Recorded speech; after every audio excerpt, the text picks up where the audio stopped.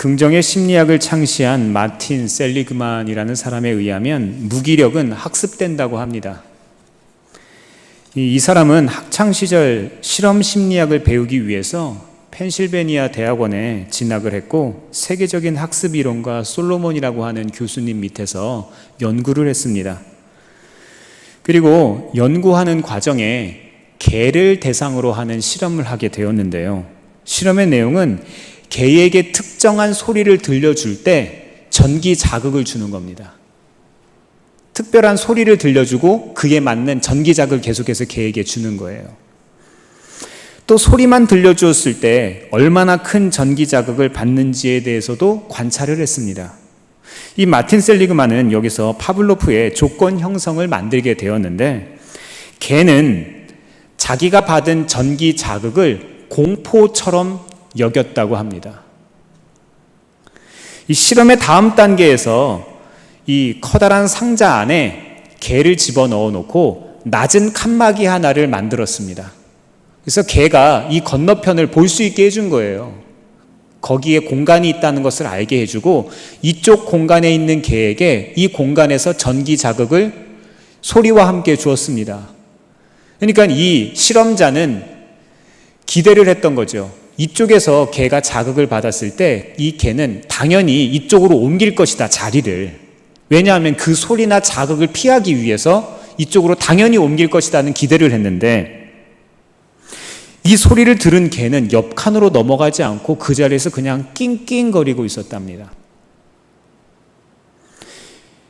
무슨 소리인가 하면은요, 개가 무기력이라는 것을 학습한 겁니다. 내가 지금까지 여러 번 그 특정한 소리를 들으면 내가 전기 자극을 받았던 것을 나는 어쩔 수 없다고 걔가 여겨버린 거예요. 이것을 돌파하거나 개선하려는 의지가 있는 것이 아니라 그것을 그냥 무기력하게 순응해버린 겁니다. 이 실험자의 결론은 무기력은 학습될 수 있고 또 재학습을 통해서 무기력이 극복될 수도 있다는 것을 이야기했습니다. 마찬가지로 우리의 삶에 불신이라는 것도 학습될 수 있습니다. 하나의 가치관으로부터 시작한, 하나의 행동으로부터 시작한 것이 가치관이 되고 이 가치관이 우리의 삶에 불신으로 뿌리내려서 우리의 삶 전반을 지배할 수 있다는 겁니다. 어떤 종류의 불신이든 반복적인 불신은 모든 긍정적인 가능성을 차단합니다. 우리는 인생을 살아가면서 성공보다는 실패와 더 가까운 삶을 살아갑니다. 성공한 이야기보다 실패한 이야기들이 훨씬 많습니다. 단적인 예로 아기가 걸음을 걸을 때에도 얼마나 많이 실패하는 줄 아십니까? 아이들이 말 하나를 배우는데 얼마나 많이 실패하는 줄 아십니까? 이 코로나 시대를 살아가는 우리들이 얼마나 많은 실수나 실패를 경험하고 살아가고 계십니까? 이 실수와 실패는요, 사실 나쁜 것이 아닙니다. 이것을 통해서 불신을 배우는 자체가 나쁜 것이지 실패나 실수가 우리의 삶에 꼭 필요한 것이라는 겁니다. 그러나 많은 경우 우리들이 교회에서 들리는 이야기나 우리들이 주변에서는 사람들이 기대하는 것들은 누군가의 성공한 이야기, 나와는 공감되지 않고 다른 세상에 있는 것과도 같은 그런 이야기들을 합니다. 그래서 저는 이 시간 우리에게 아주 익숙한 뜻하지 않은 어려움을 만났을 때 우리는 어떻게 해야 할까? 이 주제에 관해서 우리는 말씀을 나누고자 합니다. 피하고 싶지만 피할 수 없는 그 어려움을 만났을 때 가져야 할 성경적인 가치관은 무엇일까요? 성경은 우리에게 어떻게 해야 한다고 말하고 있을까요? 말씀을 통해서 삶의 지혜와 깊은 통찰력을 얻을 수 있기를 바랍니다. 기억을 해야 합니다. 첫 번째로 우리가 해야 할 것은 뜻하지 않은 어려움을 만났을 때 첫 번째로 우리는 기억하는 믿음을 가져야 합니다. 믿음은 기억하는 거예요. 기억이라는 것을 한자로 풀었으면은요, 말을 몸에 기록하고 생각을 하는 것을 뜻합니다. 생각은 마음에서 뜻을 떠올리는 것으로 깊이 생각하는 것을 말합니다. 이 영어에 메모리라고 하는 기억 있죠. 메모리라고 하는 단어, 그것도 우리가 수첩에다가 작성하는 메모, 이 메모와 리마인드, 되새기다라고 하는 이 리마인드, 수첩에 적는 이 메모를 되새긴다라는 뜻으로 해서 이 메모리, 기억이라는 단어가 만들어졌습니다. 오늘 본문 1절 말씀을 보면은요, 이스라엘의 온 회중은 하나님의 명령대로 신광야에서 떠나서 르비딤의 장막을 쳤습니다. 지금 누구의 명령대로 간 거예요? 하나님 명령대로 간 겁니다.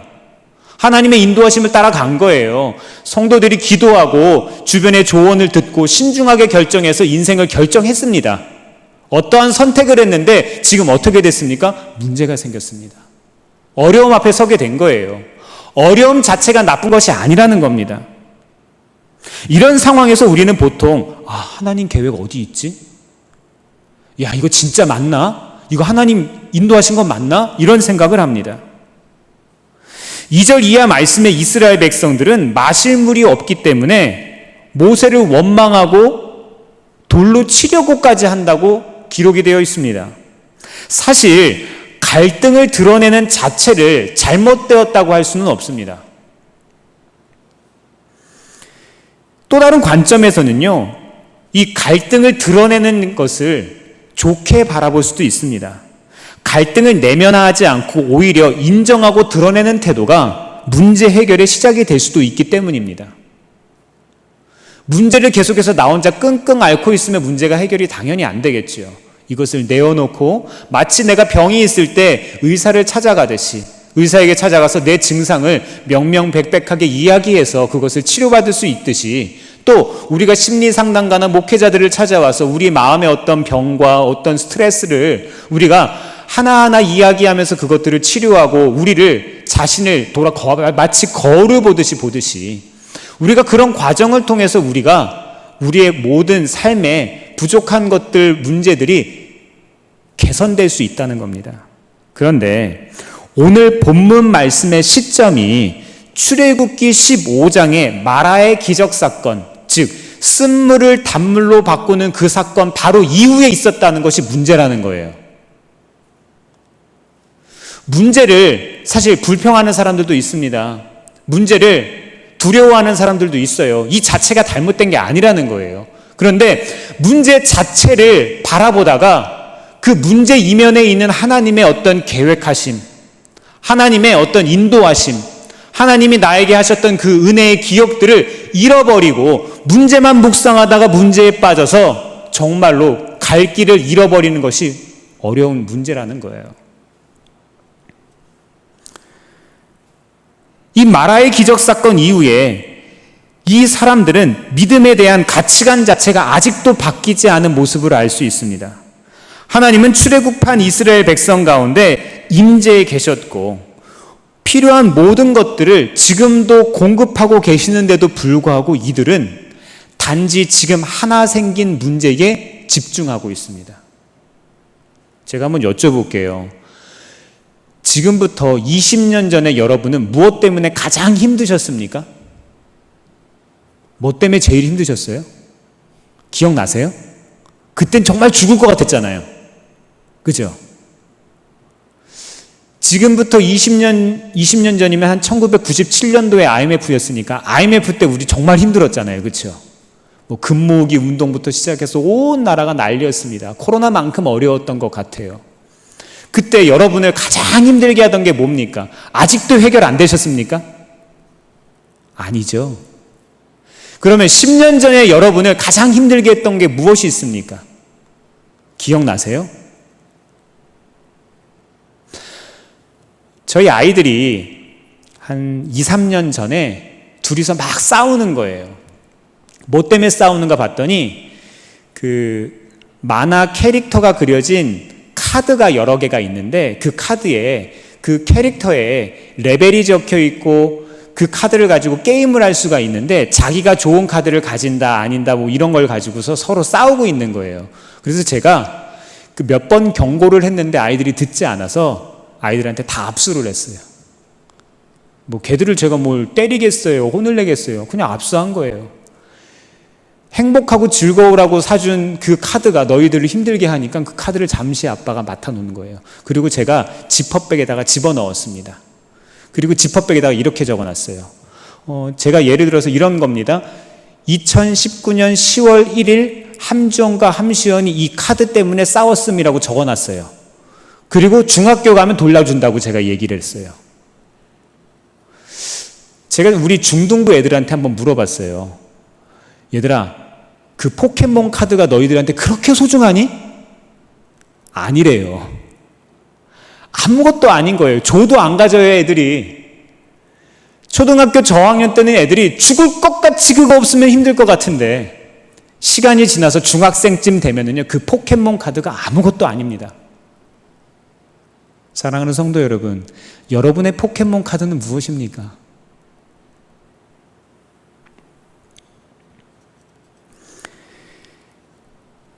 하나님이 백성을 시험하려고 주신 상황 속에서 백성들은 도리어 하나님이 자신들을 버리신 거라면 물을 달라고 하나님을 도리어 시험하고 있습니다.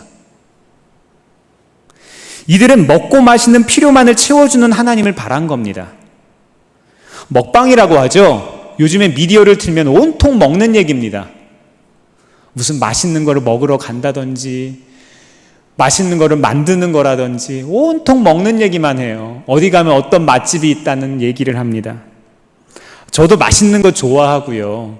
맛있는 거 먹는 거 죄 아닙니다. 하나님이 우리가 건강하고 맛있는 먹거리를 먹는 것을 너무 기뻐하세요. 우리들이 건강하기를 원하시는 거예요. 우리들이 건강하고 하나님의 나라를 위해서 우리가 쓰임받는 것 하나님 너무 기뻐하십니다. 그런데 이 먹는 것 자체가 죄는 아니지만 먹는 것에만 관심이 집중되는 건 죄입니다.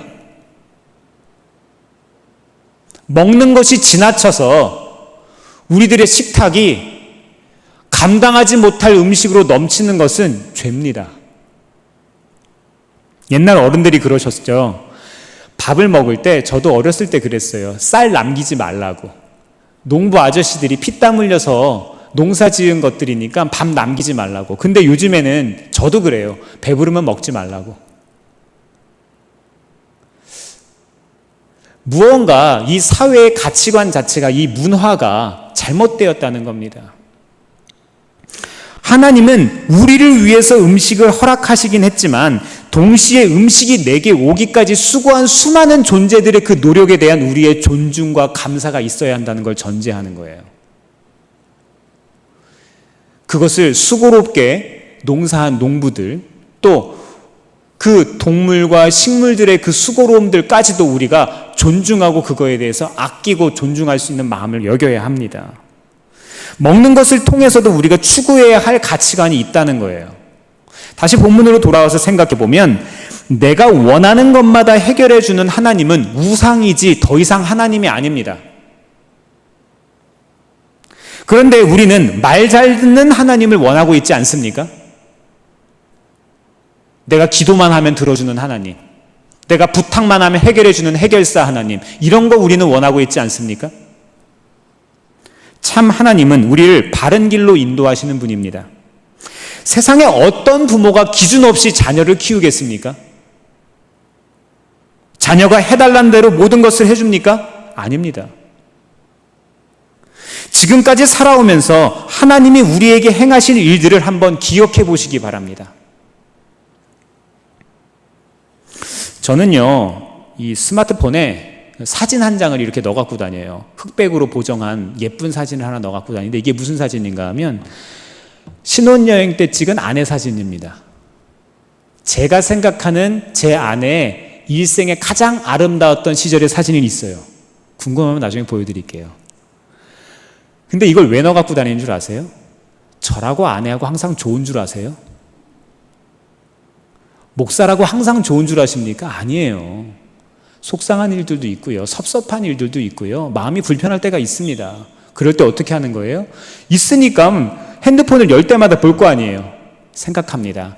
아, 내가 이 사람을 이렇게 사랑했었지. 그래, 이 사람이 내 인생에 이렇게 예쁜 사람이었지. 이렇게 생각하는 겁니다. 사랑하는 성도 여러분, 믿음이란 예수님을 기억하는 거예요. 사랑하는 사람과 추억을 공유하면서 사랑을 확인하듯이 예수님 처음 만났을 때를 우리는 기억하는 겁니다. 그리고 내 삶에 지금도 일하고 계신 예수님을 기억하는 겁니다. 이스라엘 백성들처럼 지금 당장 생긴 그 문제 하나에 집중해서 다른 거 다 잊어버리는 것이 아니라 지금도 나와 함께 계시고 나를 공급해 주시고 위로해 주시고 격려해 주시는 그 하나님이 어떤 일을 내게 하셨는지 헤아려 보라는 거예요. 이스라엘 백성처럼 자꾸만 은혜를 잊는 연약한 우리이지만 지금껏 인도해 주신 하나님께 감사하시기 바랍니다. 이러한 삶의 관점이 점점점 자라서 믿음이 됩니다. 오늘 모이신 모든 성도님들은 삶의 갈등이나 어려움 자체를 바라보지 마시고 그 너머에 있는 하나님을 인도하심을 발견하시기 바랍니다. 우리 하나님은 우리의 문제보다 크신 분이기 때문입니다. 바울은 고린도전서 10장 4절에서 생명의 물을 낸 이 반석, 오늘 본문에 나오는 이 반석이 그리스도라고 말합니다. 예수님은 우리가 아직 하나님의 원수로서 하나님과 다투며 살아가고 있을 때 우리를 위해 죽으심으로 우리가 화목하게 되었다라고 이야기합니다. 이스라엘 백성의 훈련을 우리의 삶에 적용해 보면 나를 위해서 은혜를 베풀어 주신 예수님을 우리는 마땅히 기억해야 합니다. 이런 백성들에게 하나님은 지팡이로 반석을 치게 하셔서 마실 물을 주셨습니다. 하나님은요, 이렇게 시험하고 다투는 부족한 사람들에게도 은혜를 베푸시는 분입니다. 하나님은요, 잘하는 사람에게만 은혜를 베푸시는 분이 아니에요. 하나님의 나라는 결승점에 1등으로 들어가는 사람만 가는 것이 아니라 꼴등이라도 들어가기만 하면 되는 것입니다. 우리 하나님은 그렇게 어려운 분이 아닙니다. 우리는 이런 하나님의 성품을 오해해서는 안 됩니다. 비록 미성숙한 이스라엘 백성의 모습이지만 하나님께서는 이 부족함조차도 알고 계셨던 거예요. 우리들의 삶, 제가 저의 삶을 돌이켜보아도 부족한 것 참 많습니다. 그런데 하나님께서는 저의 이런 부족함조차도 다 아셔서 온전한 것으로 바꾸시는 놀라우신 하나님입니다. 이런 과정을 통해서 하나님께서는 백성들이 믿음의 다음 단계를 배우기를 원하셨습니다. 5절 말씀을 한번 읽어보겠습니다. 5절입니다. 시작.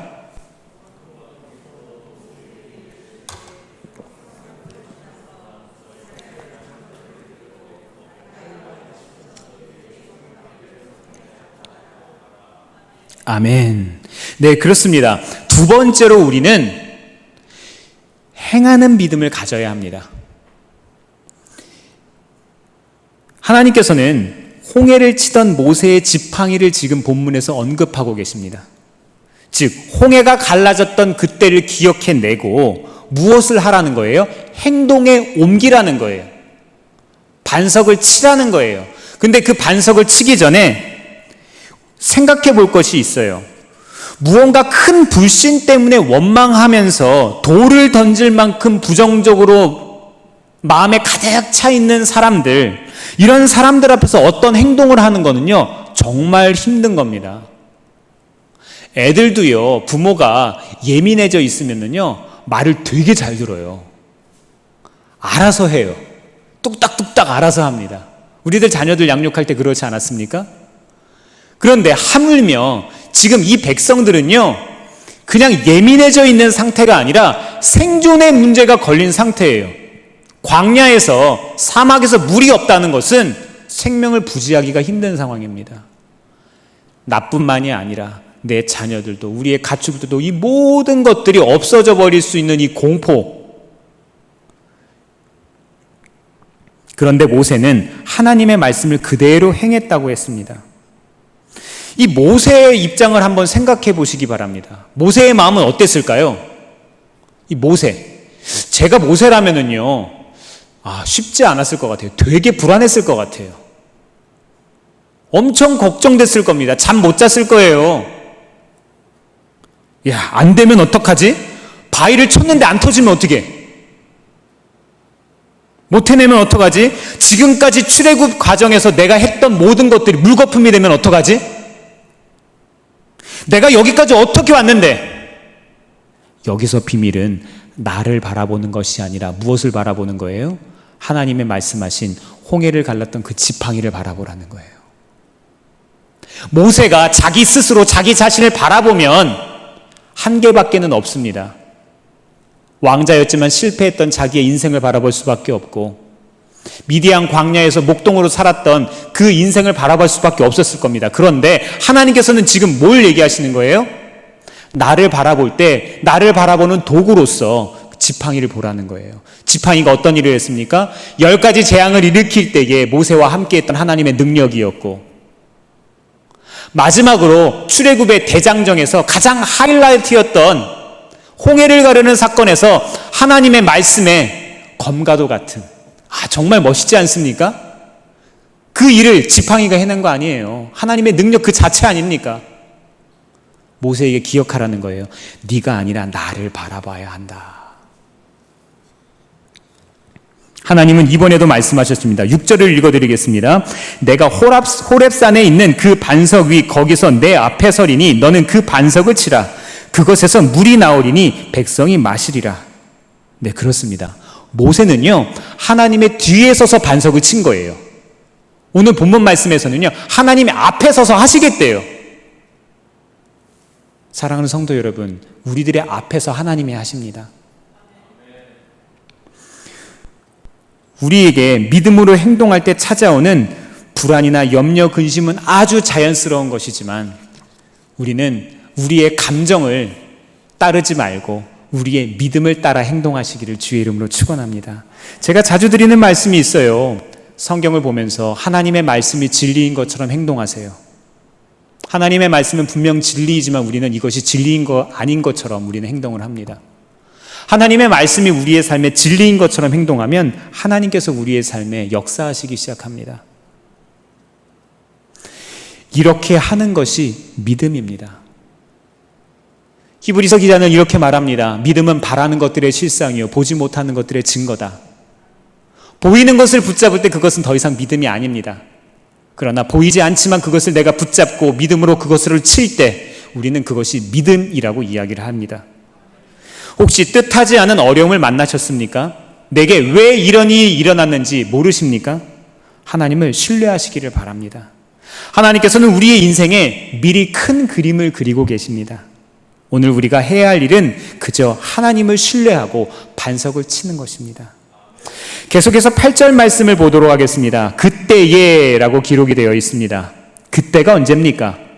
이스라엘 백성이 다시 한번 하나님을 신뢰하는 연습을 한 그때입니다. 이제 드디어 마라와 르비딤에서 시험하신 이유를 알게 됐습니다. 우리의 삶에 이 일이 내게 왜 일어났는지 알 수 없습니까? 그 일의 이유를 알게 될 때가 찾아온다는 겁니다. 우리의 인생을 돌이켜보면 그때를 우리는 알 수 있게 됩니다. 왜 연세 드신 노인들께서 인생의 지혜를 얻었다고 이야기를 합니까? 인생을 살아보았더니 그래, 내가 이것 때문에 이렇게 되었구나 라는 것을 알게 되는 거예요. 그렇기 때문에 그분들은 인생의 지혜를 경험할 수 있는 거예요. 열심히 산다고 되는 게 아니에요. 최선을 다한다고 되는 게 아니에요. 인생은 잘 살아야 합니다.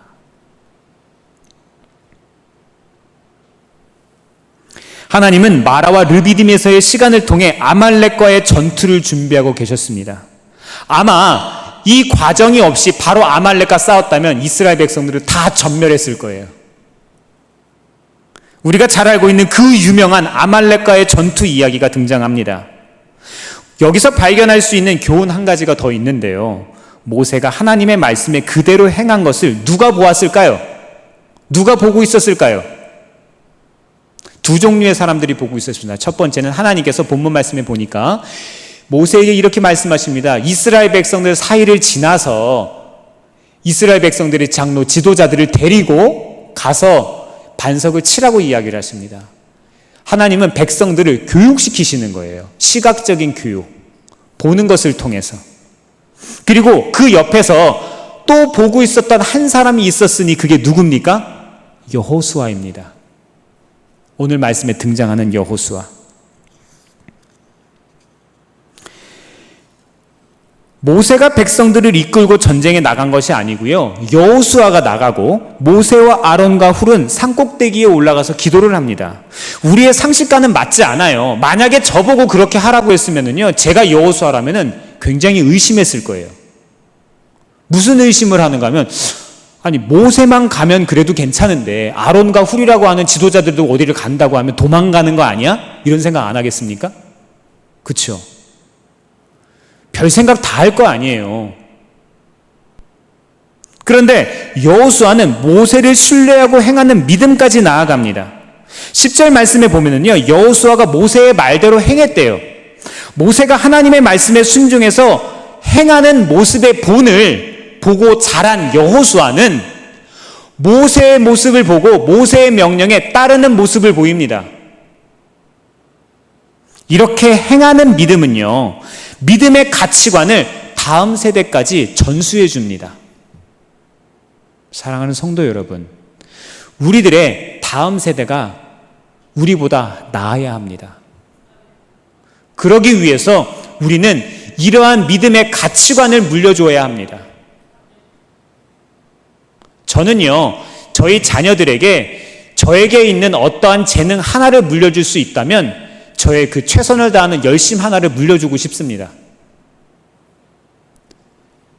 제가 어떤 분야에 탁월하거나 무엇을 잘하는 것을 물려주는 것이 아니라 최선을 다하는, 믿음을 가지고 최선을 다하는 그 태도 하나가 인생을 바꿀 수 있기 때문입니다.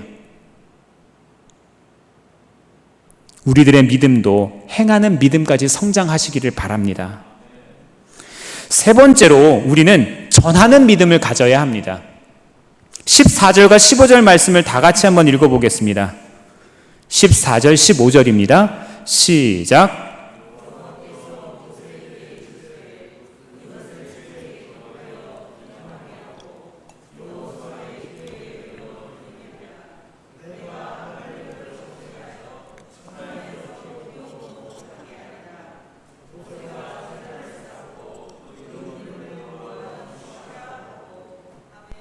아멘.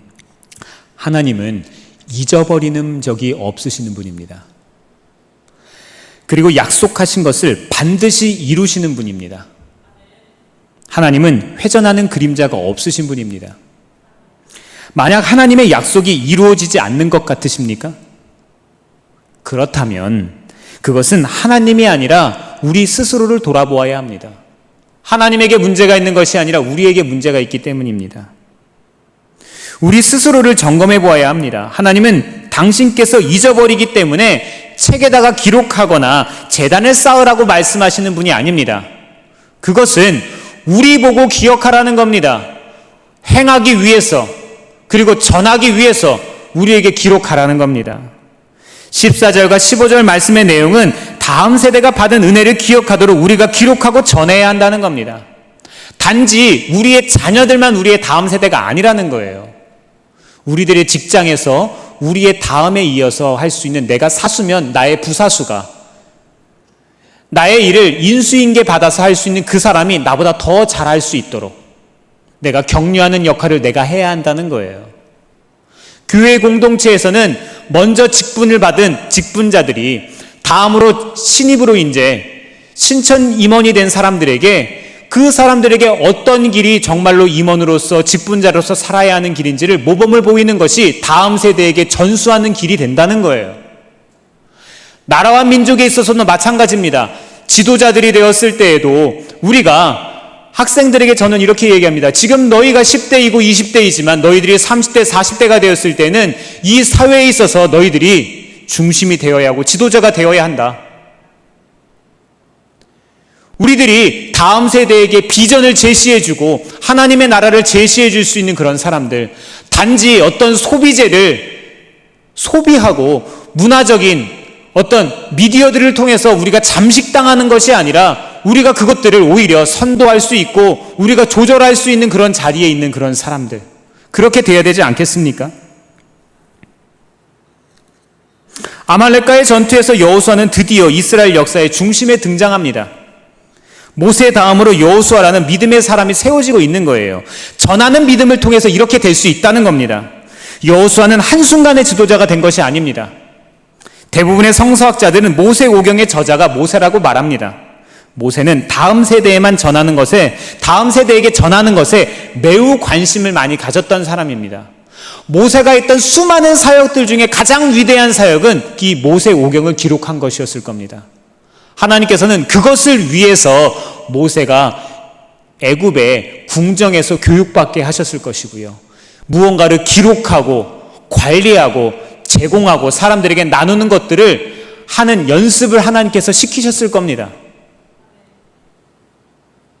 저는 이런 믿음의 가치관을 모세로부터 전해 들었기 때문에 여호수아가 나올 수 있었다고 믿습니다. 여기서 또 한 가지 생각해 볼 것이 있습니다. 하나님의 일은요, 함께 협력하는 것입니다. 협력하여 선을 이루는 거예요. 여호수아는 산 아래에서 백성들과 함께 아말렉과 싸웠고 자기의 역할을 감당한 거죠. 모세는 산 꼭대기에서 기도했고 역시 자기의 역할을 감당했습니다. 아론과 훌은 양쪽에서 기도하는 모세를 붙들었습니다. 이것도 자기의 역할을 감당한 겁니다. 어느 하나 서로를 불신하는 것이 아니라 자기의 역할에 따라서 온전히 서로를 신뢰하여서 하나님의 나라를 함께 꿈꾸고 이루어갔습니다. 사랑하는 성도 여러분, 이러한 태도가 우리에게 필요한 겁니다.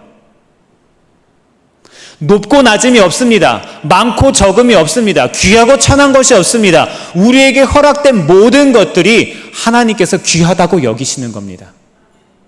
여러분이 이 사회에서, 가정에서 어떤 위치를 가지고 계시고 어떤 역할을 감당하고 계십니까? 그 일이 귀한 것입니다. 그것이 하나님이 기뻐하시는 겁니다. 그것을 통해서 하나님께서 영광 받으셔야 합니다. 그렇다면 우리 가정과 교회가 함께 힘을 모아 협력하고 함께 기도해야 할 것들이 무엇이 있겠습니까? 말씀을 맺습니다. 성경의 모든 가르침은 학습된 무기력, 불신을 제거하는 것입니다. 지나간 세월, 실패를 반복했어도 여전히 성경은 소망을 갖게 합니다. 하나님께서 우리보다 앞서 모든 것들을 예비하시고 모든 것들을 먼저 앞서서 정돈하셨기 때문입니다. 뜻하지 않은 어려움을 만나셨습니까? 혹시라도 지난 삶의 실수나 실패로 인해서 아직도 속상하고 아직도 그것에 사로잡혀 계십니까? 이제 믿음의 눈을 뜨시기를 바랍니다. 하나님께서 우리를 고와 같이 버려두지 않으십니다. 이스라엘 백성들을 하나님의 방법으로 훈련시키신 것처럼 우리들도 훈련시키시는 겁니다. 하나님은 출애굽한 이스라엘 백성들에게 단 한 가지만 원하셨어요. 여러 가지 원하신 것이 아닙니다. 딱 한 가지입니다. 하나님을 신뢰하는 거예요. 하나님 손잡고 가는 거예요. 우리는 그것을 배워야 합니다. 오늘 나눈 여러 단계의 믿음의 훈련은 누구를 위한 겁니까? 하나님을 위한 겁니까? 네, 맞지요. 그러나 궁극적으로는 우리를 위한 겁니다. 이런 훈련의 과정이 결국엔 우리를 건강하게 하고 우리를 영적으로 능력 있게 하고 우리를 이 세상에서 정말로 귀한 존재로 살아가게 하는 겁니다. 사랑하는 성도 여러분, 하나님은 우리에게 최고의 길을 예비하고 계시는 분입니다. 그것을 누릴 수 있는 열쇠는 하나님에 대한 신뢰입니다.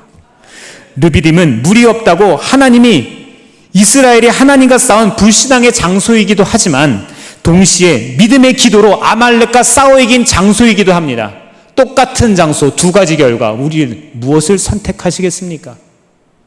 여러분은 무엇을 골라야 하겠습니까? 여러분은 삶에서 주님께서 기뻐하시는 선택을 하는 멋진 한 주, 멋진 삶을 살아가시기를 주의 이름으로 축원합니다. 기도하겠습니다. 사랑하는 주님, 뜻하지 않은 어려움을 만날 때 우리의 생각과 마음이 그 문제에 사로잡히지 않기를 원합니다. 주님을 기억하기를 원합니다. 그리고 믿음의 행동을 하기를 원합니다. 그리고 전하는 우리의 삶이 되게 하여 주셔서 우리의 삶의 모든 믿음의 문화와 가치관이 주님으로 꽉 채워지게 하여 주옵소서. 살아계신 예수님의 이름으로 기도합니다. 아멘.